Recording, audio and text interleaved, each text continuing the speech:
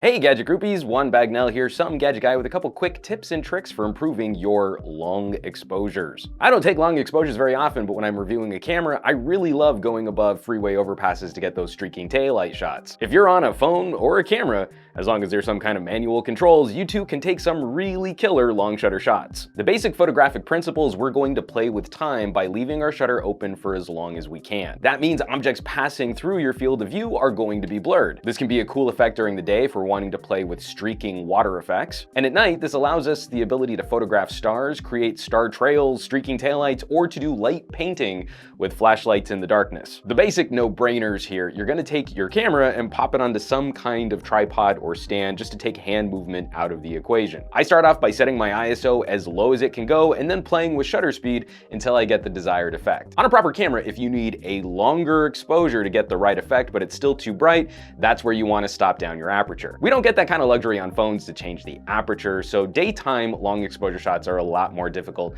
And I really wish a company would come out with a set of ND filters, neutral density filters, to help us make phone shots darker so that we can leave the shutter open longer, but I'm sure that's a very niche audience of phone content creators. With long exposure shots, movement of any kind of vibration is your enemy. Often it's not enough just to put your camera on a tripod. Even activating the shutter button can introduce enough vibration to blur your shot. And that's where your additional camera controls are going to come in handy. I do most of my long exposure shots simply by setting a timer. You hit the shutter button, a certain period of time elapses, and then the camera will start the process of the long exposure. Set it to around 5 seconds, and that should be enough to calm down any vibration from having activated the shutter. In the olden camera days, there used to be very expensive accessories that we would also plug into our cameras to use a remote shutter. It'd be a stick with a button on a cable plugged into your camera, and you could click that to your heart's content. In fact, you could also engage something called a bulb mode, where as long as you hold the button, the shutter is going to remain open, and that would be a way for your camera to expose beyond the settings on the camera. So you wanted to do a long exposure for minutes, so long as your thumb didn't cramp up, you could do that with a remote shutter contraption. Some cameras even tried to include IR blaster, sort of remote control sensor style remote shutter. So if you're standing in front of the camera, you could activate it that way. And then there are things called intervalometers, and I'll have to save that for a whole nother video. But today, with modern digital cameras, we're living in a golden age of remote control. A lot of cameras are gonna come with Wi-Fi and apps specifically for your smartphone or tablet so that you can remotely control every aspect of the camera from some portable device, not just the shutter itself. Set up your shot, customize all your settings, push the button, and the camera's gonna go ahead and take that photo for you. You never had to touch the camera. You don't have to worry about that additional vibration. If you're trying to capture a long exposure from a phone, obviously we don't have those same kinds of remote apps. I think it would actually be really cool to have like a tablet companion app for the camera on our smartphone so that you could do something similar. Set up your phone, prop it up in a tripod, use some other device to remotely tap into that phone and control it through Wi-Fi Direct. But don't worry, even if you don't want to play around with some sort of timer setting or timer function on your phone, remote control of your shutter is often just a headset away. A lot of phones will use the volume rocker as a separate shutter button.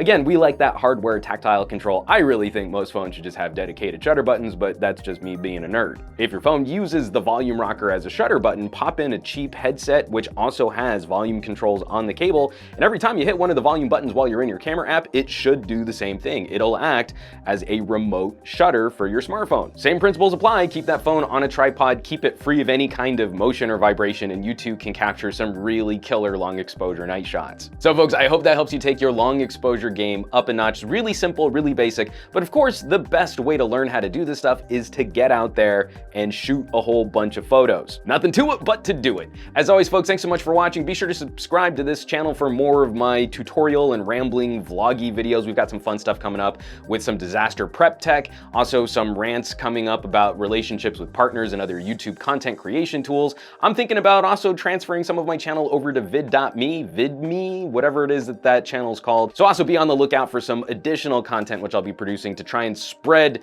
my gadget geekery across the internet. There are links below this video how you can support production on this channel and catch my smartphone, tablet, and wearable coverage over on PocketNow.com and the PocketNow YouTube channel, where we're gearing up for more smartphone comparisons, more reviews, Galaxy S8, LG G6, Huawei P10 and P10 Plus. Some really cool stuff. I hope you guys are gonna dig it. You can check out my book, Take Better Photos, Smartphone Photography for Noobs, to help you take your phone photo game up a notch.